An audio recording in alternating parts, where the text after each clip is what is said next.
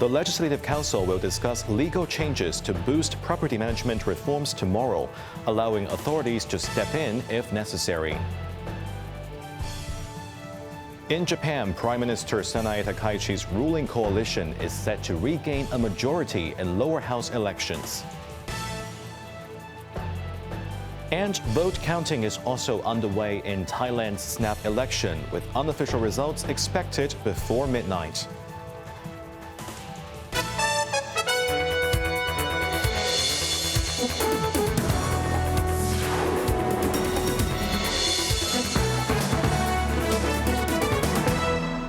Good evening. You're watching Cable News. I'm Jeremy Zhu. The government is proposing a major overhaul of building management laws to give authorities stronger powers to step in when owners' corporations go off track, Secretary for Home and Youth Affairs Alice Mak said. Quentin Yang reports. The planned amendments to the Buildings Management Ordinance, set for discussion in the Legislative Council tomorrow, aim to address escalating complaints of how owners' corporations operate. Taken to the airwaves to elaborate reform details, Mak first explained that current system ties the government's hands, often needing to write to the Lands Tribunal just to invoke basic provisions of the law, a power often the same as that of any other homeowner. Under the proposed changes, authorities would gain broader powers to intervene, while owners' corporation would face stricter regulations. Key changes include requiring mandatory briefings at least 7 days before votes on large-scale maintenance projects, so residents can see exactly what they're being asked to approve. Responding to calls to abolish proxy votes, Mak argued they remain essential for overseas or elderly homeowners.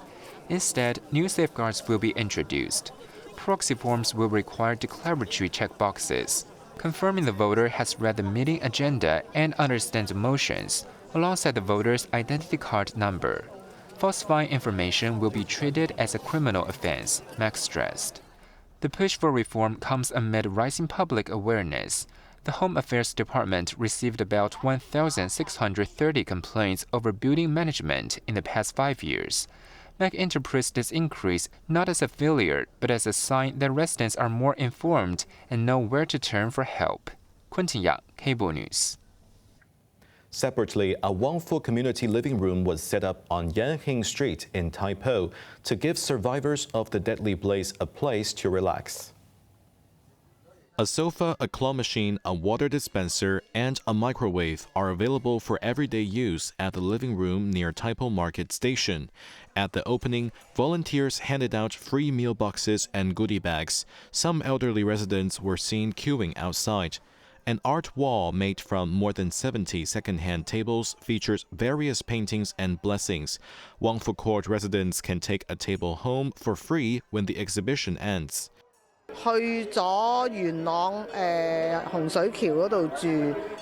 This woman, who moved to Hongshui-Q in Yunlong after the blaze, said she came by after hearing about the opening and the organizers' thoughtfulness for Wangfu Court residents. The living room brings our Wangfu Court neighbors together so we can see each other more often. Otherwise, we might not know when we will see each other again, she said.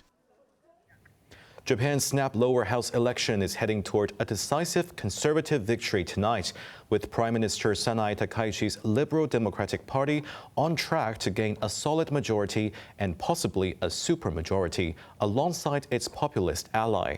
However, heavy snowfall across the country led to a much lower voter turnout than in the previous election, which may impact the final results. Quentin Yang has more details.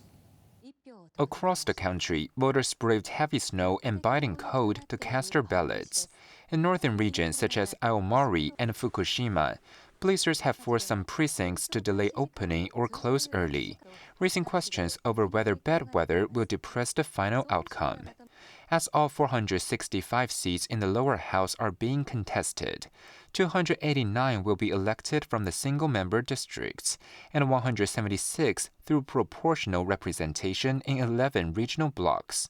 A party or coalition needs at least 233 seats to control the chamber and effectively govern. As final results are expected through the night into early Monday, Early polls suggest Takaichi's LDP could win about 250 seats, far above the 233 needed for a majority, with its ally, the populist Japan Innovation Party, potentially pushing the governing bloc toward a supermajority of 261 seats, powerful enough to override the upper house. The main opposition, the Constitutional Democratic Party Komeito Alliance, is struggling to unite anti-Takaichi voters and may see its combined seats drop from around 172 to about 110, according to projections. However, two key variables could still sway the result: the final voter turnout and the lingering shadow of a political black money scandal. The LDP has fielded over 40 candidates implicated in the scandal, a move that has drawn public criticism and could dampen support. Quentin Yang, Cable News. Counting began after voting concluded for Thailand's snap general elections and a nationwide constitutional referendum, a first in the country's political history. Unofficial results are expected before midnight. Evelyn Bai reports. More than 15 million eligible voters are choosing 500 lawmakers from about 5,000 candidates in elections for the House of Representatives. The vote follows the dissolution of the lower house on December 12, a year before the end of its 4-year term. The outcome will determine who forms the next government and whether Prime Minister Anutin Charnvirakul can retain power. Opinion polls indicate that no single party is likely to win enough seats to govern alone, making coalition building necessary to form the next government. Evelyn Bai, Cable News. Back to Hong Kong, amid the start of the country's 15th five-year plan, Financial Secretary Paul Chan pledged to seize the opportunity to leverage Hong Kong's unique advantages in finance, trade and innovation and technology to accelerate the development of industries. Evelyn Bai again reports. Writing on his weekly blog, Chan said the nation's plan will lead Hong Kong move faster and on a larger scale in its next stage of development. With both government officials and lawmakers agreeing that the city holds distinctive advantages in finance, trade and INT, with many emerging areas offering fresh opportunities. The finance chief said that under the leadership of the SAR government, various departments and public organizations are working closely together. For instance, the Hong Kong Productivity Council's Forum on Bridging Opportunities under the 15th five-year plan drew more than 500 participants. He added.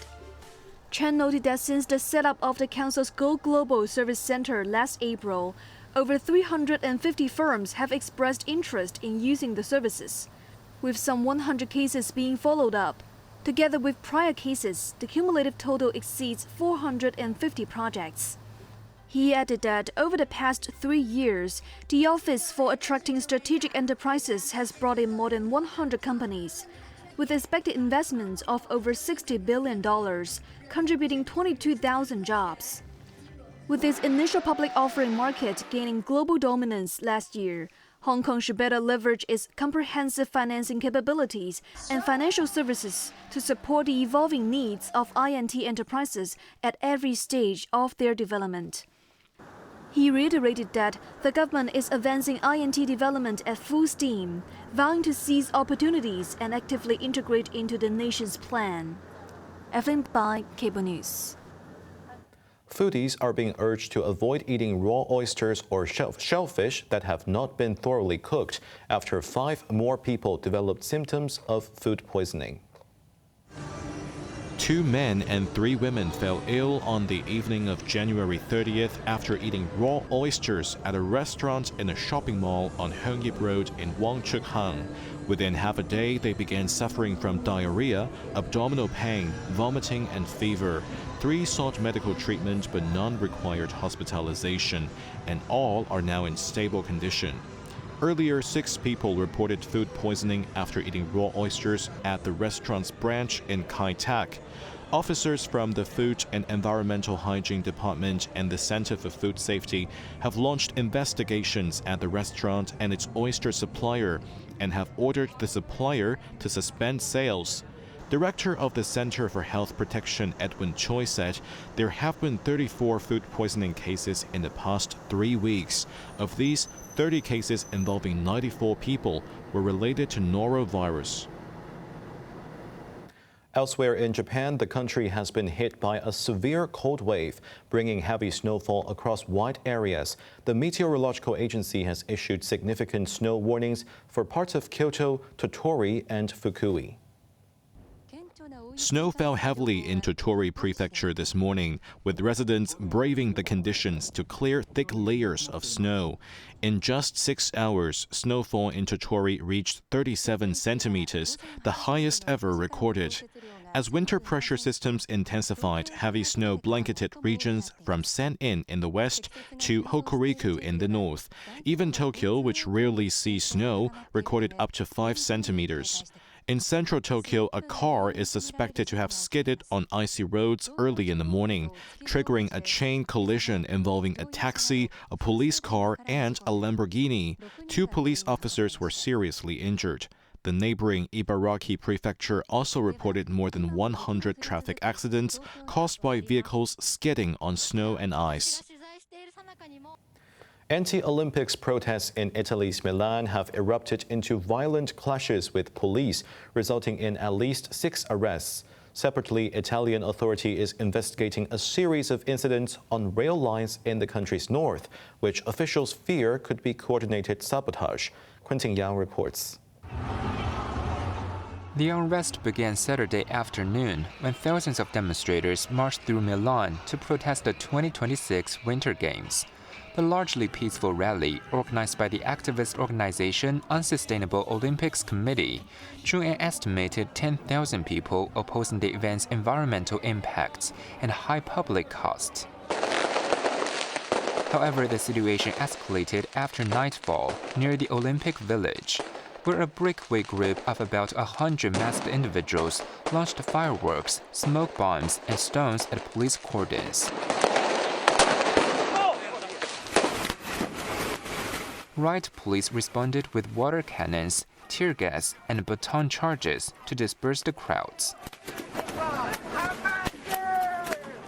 At least 6 people were arrested, and several officers and demonstrators were reportedly injured in the running clashes. The unrest came just 1 day after the Milan Cortina Winter Olympics officially opened with a glittering ceremony at San Siro Stadium. Separately, on the same day, a major investigation was launched into coordinated attacks on railway infrastructure in northern Italy. Incidents included severed cables, a burned signal cabin, and the discovery of a makeshift explosive device on tracks near the critical transport hub of Bologna.